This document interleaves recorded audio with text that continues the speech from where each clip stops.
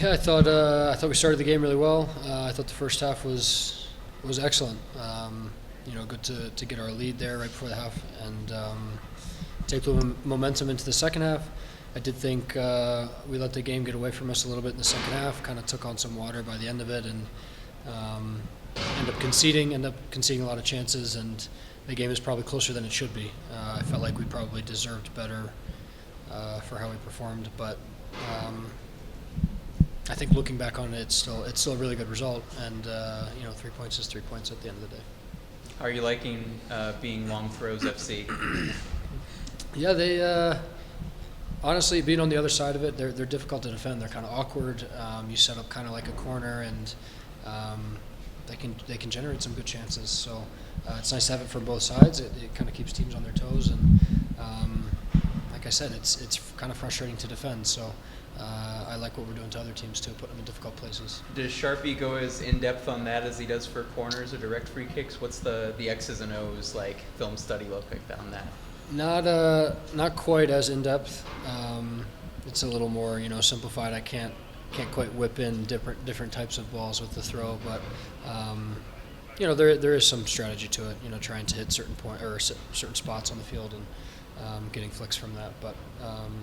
It's difficult tonight with a wet ball and colder temperatures. So, As an outside back, how good has it been having Calvin in front of you?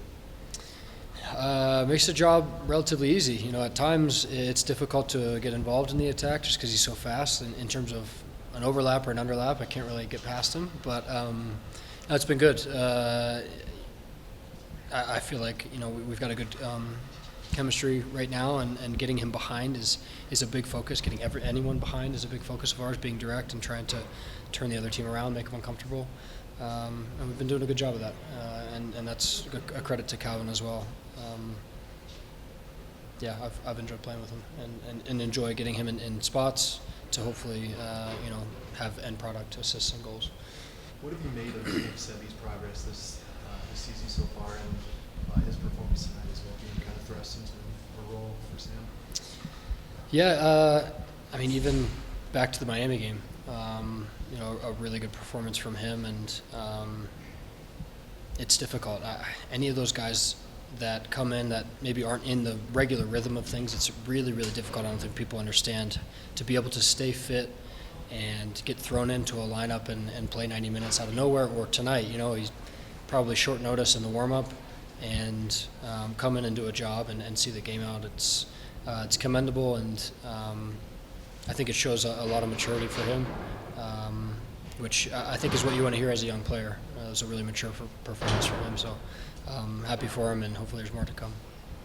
Keegan, since the Portland game, the team's only given up 9 goals over that next 8-game period. What's the pride level of the defense, and where is the hunger level to maybe even perform better? Yeah, it's obviously a big improvement since Portland, which is exciting for us, especially in the back line, and Zach as well. But I think, even as the Portland game was happening, we knew that we were better than that, and I think we were eager to prove that. We have so far, and I think it's not necessarily the goals conceded, but the way the games go and the chances that we concede, the shots that we give up, the type of shots, the type of saves that Zach has to make have been really good. We feel like we're limiting teams to relatively poor chances, and because of that, I think we feel like we're coming out on the right side of games and getting good results. So, like I said, tonight I felt like we took on a little bit too much water by the end of the game. They had a lot of chances. We kind of sat in and tried to see the game out, but the rest of the game I thought was good again. Keegan is as a captain and as a defender, how can you in those moments help the team either do a better job of taking on that water or preventing it in the first place once you guys go up 2-0? Yeah, it's difficult.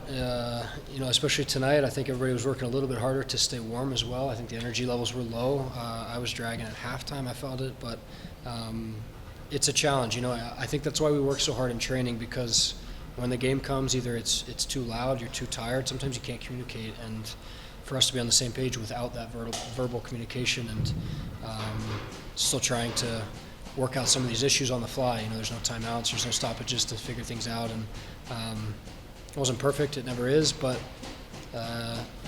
we got the result in the end, and that's what matters. There's a lot to learn from there, and I think it'll be important for us to look at some of that, but came out on the right side of it, which is good. It's easier to look at stuff after that. So.